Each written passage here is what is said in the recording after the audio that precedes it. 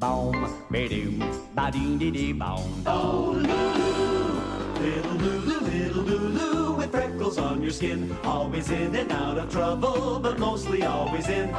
Using Dad's necktie for the tail of your kite. Using Mom's lipstick for the letters you write. Little Lulu, there's no one quite as smart. Doesn't matter what you're doing it with your heart. Shiny curls are dancing, there's a sparkle in your eye. When can we look forward to your next surprise? What a surprise! Oh, the clock says 7:30, it's really after 10. Looks like Lulu's been repairing it again. Blow your wine, you know it's true, Lou. And you're very hard to take. Little Lulu, we love you just the same. Little Lulu, we love you, Lou, just the same.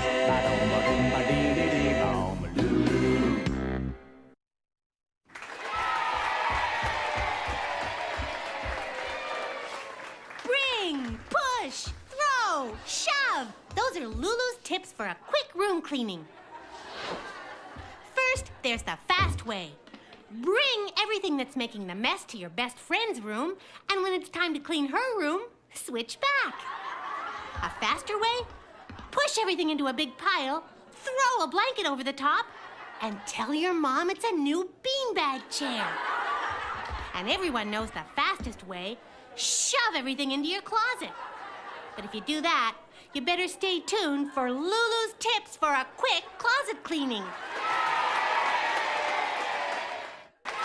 Choosing a baby's name is tough, but not if you follow Lulu's name plan. First, decide what kind of kid you want, then pick the name. You want a tough kid? Name him Spike. A cheerleader? Name her Muffy. And of course, for a smart kid, Lulu. But please, don't name your kids because of what they're like as babies. I mean, who wants to go through life being called Stinky? When girls get up in the morning, they have to shower, scrub, brush, floss, and blow dry. And boys, they just throw on some old dirty clothes and they're out the door. Mom says being dirty is in boys' jeans. Well, if you ask me, it's not just in their jeans. It's on their shirts, too. A word of advice to all you parents about bath time. Kids work hard at getting dirty. It's practically a full-time job. So if you want us to wash away all our hard work, you'll have to do better than tossing in a couple of plastic boats and a rubber ducky. Come on, tear out that old bathtub and put in a bath pool. Can't you just see it? Bubble fountains, wave machines, surfing, and dolphins. Then you never have to worry about getting us kids into a bath. You'd have to worry about getting us out. It gets so busy in kids' rooms at night, it's amazing we ever get any sleep. Just think about it. First, there are bed bugs trying to bite you. And the tooth fairy. At least she leaves money for our teeth. Then there's the Sandman sprinkling sand in our eyes. Boy, if he went to my school, he'd be looking at 3 weeks detention for that. And the boogeyman, who's there when your eyes are closed, but poof, gone when you open them. How's a kid supposed to sleep playing that game all night long? And even at Christmas, something called sugar plums dance on our heads. Parents, forget the nightlight. We need a traffic light. Parents think revenge is immature. It's always, Lulu Moppet, don't be childish. Or, Lulu, I'm very disappointed with you. It's never, nice going, Lulu. You really got Tubby back good. He'll be picking grass out of his shorts for weeks. Like, whatever happened to rewarding someone with a little encouragement? Instead, parents tell us to act grown up, like, eat your broccoli. It's never, go park the car. Anyway, my mother tells me revenge is childish, and no one ever gets away with it. And then she makes me wash the dishes for making a mess in the living room. Boy, my mom sure gets away with revenge, except that she doesn't call it that. She calls it discipline. Boys are usually too shy to tell girls they like them, which is weird considering all the gross things they aren't too shy to do around us. So here's how to recognize the signs. If a boy looks at you during a test at school, he likes you, or he wants some answers. If you ask a boy something and he looks at his shoes, he really likes you. Or or he stepped in something. And if he hangs around you going,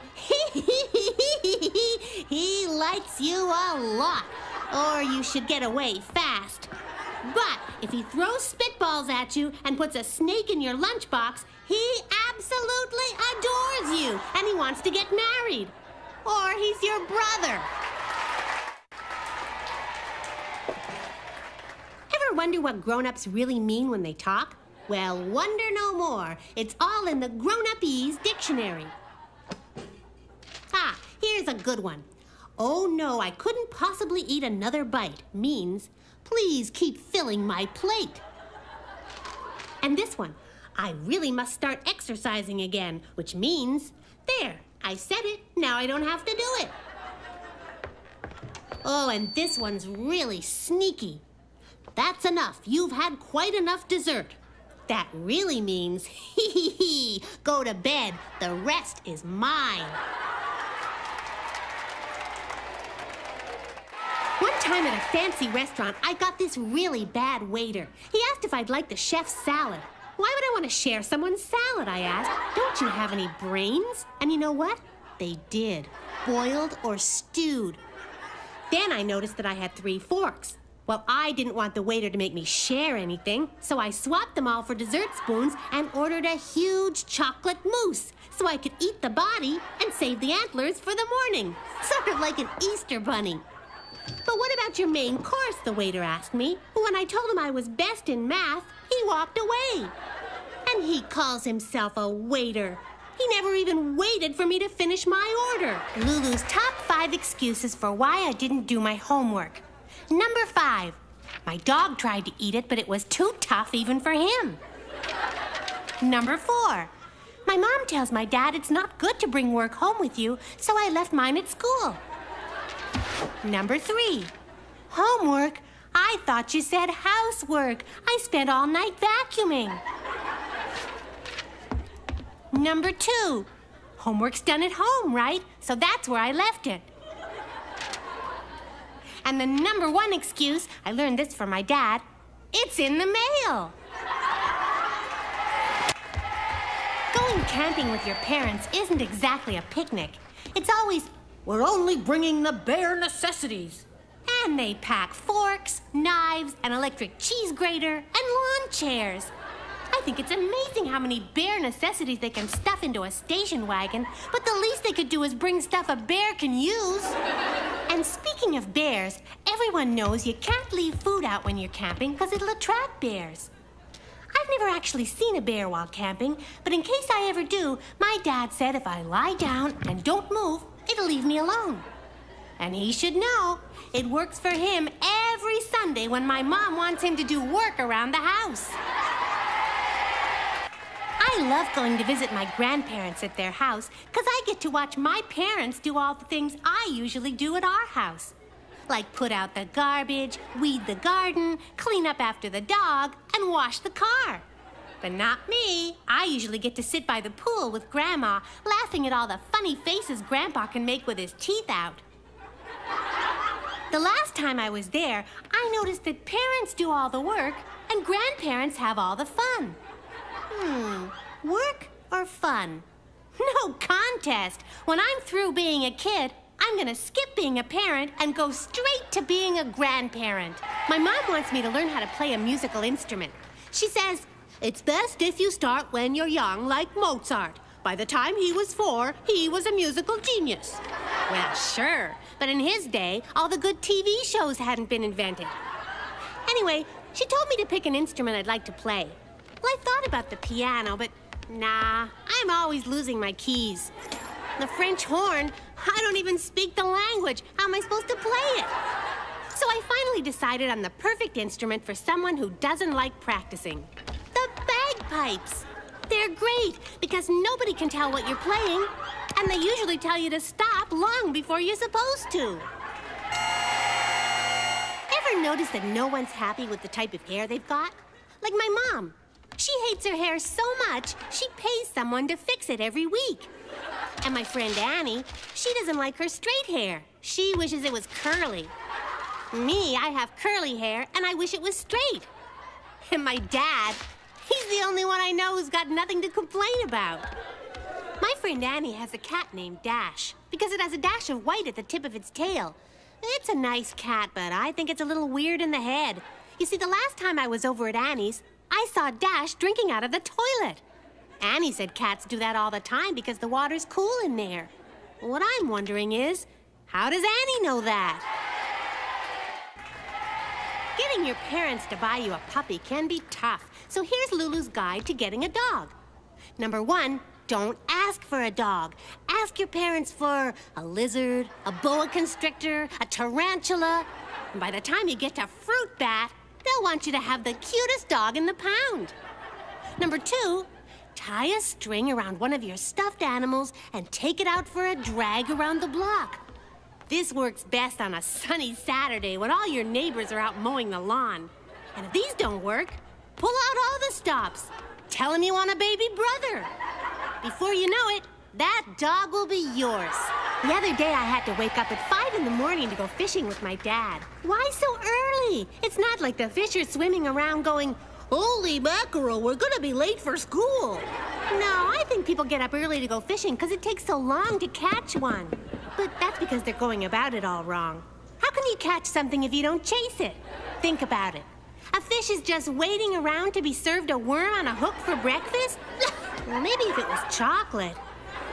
Anyway, my dad says that you need lots of patience to catch a fish because you gotta be good at sitting down in the same spot for a long time.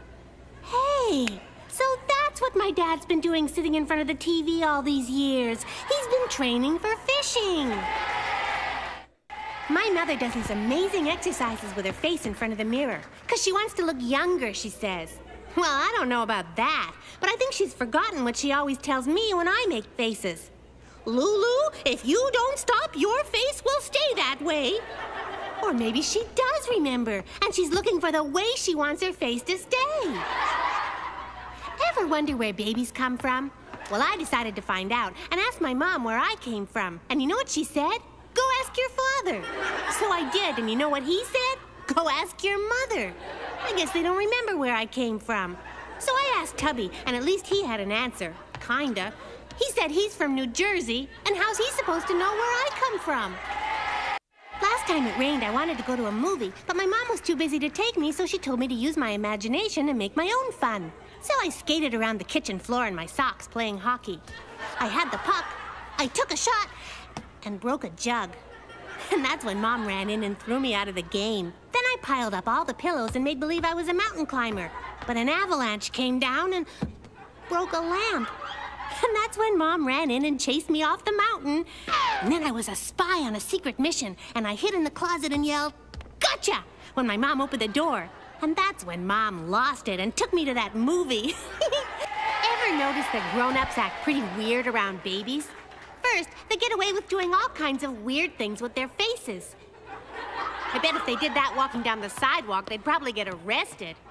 But what's even worse is the way grown-ups talk to babies. I once saw a mother lean down into a baby carriage and say, "Gootsy wootsy snookum wookums." I looked in and there was this baby just staring up at this lady thinking, "I'm sure you're a very nice lady, but you're making no sense at all." So naturally the mother said, "How's my sweetie weedy poopy whoopy?" Well, if you ask me, if that's how parents speak to their babies, it's no wonder it takes them so long to learn how to talk. Aren't feet weird? And toes bizarre? Not to mention ugly and... ugh. Well, you get the point. I mean, you'd think that when they were designing the human body, they could have come up with something better than feet to put on the end. Something more fun. Like a bike. I finally convinced my parents to take me to the amusement park the other day, and boy, was it great! We ate popcorn, pizza, and pink cotton candy, and then we went on the rumble, the zapper, and the twist. It was so much fun. I guess that's why they call it an amusement park. Funny, my parents didn't look too amused. They just looked sick. Today in class, the nutritionist said, "You are what you eat." And you know what? I found out she's right. At lunch in the cafeteria, I saw our nutty science teacher eating nuts. And Biff Bentley, the big school show-off, was eating a hot dog. And then when I got home, my dad was in his usual spot on the sofa watching TV, but he was eating potato chips. And then Mom came in and told him he was a big couch potato. So then I started thinking that being what you eat can come in really handy. Like for my big math test tomorrow. Instead of studying, I asked Mom for something really special for dinner. Brains! Last week when our art teacher took us to a museum to see all the paintings, she said that a picture's worth 1,000 words. Well, I saw one called Lady with an Apple. That's only 4 words. Some of the other paintings were worth more words than that, like very, very, very, very, very weird and really, really, really, really, really bizarre. But then it got so crowded, us kids couldn't see anything. Our teacher said it's because all these people came to see art. Well, I don't know if they came to see art or Fred or anyone else. I think everybody just came to see the paintings of naked people. Finally, our class saw something that was only 1 word, but it was the most exciting thing we saw all day. It was called the exit. The other day I was walking down the sidewalk with Tubby when, yow! He pushed me right into the street. I couldn't believe it. But you know why he did it? Because he didn't want me to walk under a ladder. It's supposed to be bad luck, he said. Well, that might be true, but if you ask me, it's worse luck to be run over by a truck. Today in science class, we learned all about Neanderthal man. He was this fellow with scraggly hair, a huge sloping forehead, only 1 big eyebrow, and he walked all hunched over. My teacher said he disappeared thousands and thousands of years ago, so I asked him, hey, when did you get back? This is supposed to be a love story. Listen. He had a crush on her. She was swept off her feet. She fell head over heels. But in the end, she had a broken heart. A broken heart? How? Sounds like she should have ended up in the hospital. Last week, I could tell my parents were really excited about our trip to the zoo because they kept saying things like, turkey, nice jaguar, what a weasel, bunch of cows, and it's a jungle out there. Well, we never did make it to the zoo after all. Dad said there were too many animals on the road. Worried you're getting older and turning into a grown-up? Well, here's Lulu's surefire quiz to prove you're still a kid. Is your idea of a well-balanced meal A, fish, vegetables, and rice, or B, a cupcake in each hand? Do you use a knife and fork A, all the time, or B, only when someone's looking? Or when you get out of a bath, do the wrinkles A, go away after 10 minutes, or B, not at all? And when you brush and floss at night, are your teeth A, in your mouth, or B, in a glass on the sink?